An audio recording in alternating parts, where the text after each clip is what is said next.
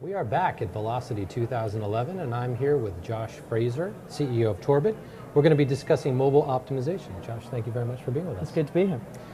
So, what are the easiest mobile optimizations? What are the things that should always be done right off the bat? Yeah, well, there's been so much information that's been out there for so long on what you should be doing. There's so many optimizations that are really easy. GZIP, there's no excuse for anyone not to have GZIP turned on, and yet you have a massive percentage of even top sites that haven't done that. Right. And then even with all the open source that's available for minimizing your CSS and your JavaScript, lots of drop-in solutions that anyone really can do.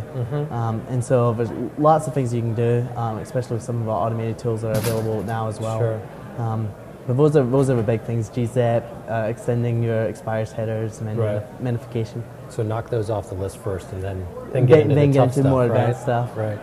What are the most common mistakes on the mobile side? And I'm thinking of things like iframes, using images that are too large, that sort of thing. Sure. Using images that are too large is a big one. Yeah. I mean, if you think about the web that we're used to downloading, it's designed more for my 30-inch monitor at home than my 4.5-inch screen. Right.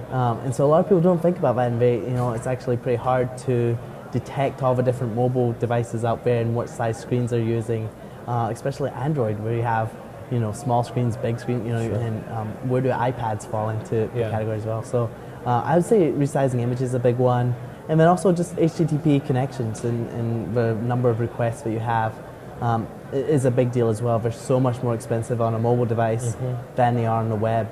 One example, if you've watched a YouTube video on your iPhone, it works surprisingly well, but then normal browsing is slow, and the reason for that is the bandwidth can sometimes be okay, but the latency of those requests is what kills you. Oh, interesting. And so that's one of the big things you need to focus on mobile, more specifically than on desktop, is cutting down those requests. Is mobile optimization harder than desktop optimization, or is it just different? I think it's just different, and we're at a different phase. So it's very similar to the early days on the web, where there isn't a lot of information out there now on what to do.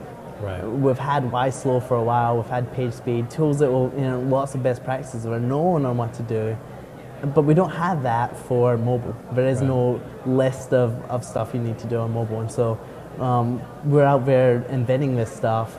That's one of the things that's great about Velocity, is being in a community of people who are sharing what they're learning, getting the cutting edge techniques that everyone is figuring out.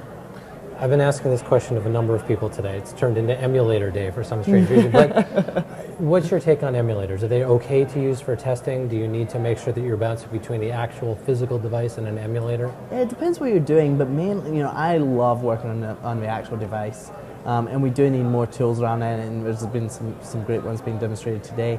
But working on the real device is where you get your real numbers, and there's no you can't replace it with an emulator, because you've got different CPU different processing power, different memory capabilities, different. So there's so much that's different, and so you really need to test on a real device. Especially since on the mobile side, it seems like the stakes are so much higher to get it right? Yeah, exactly.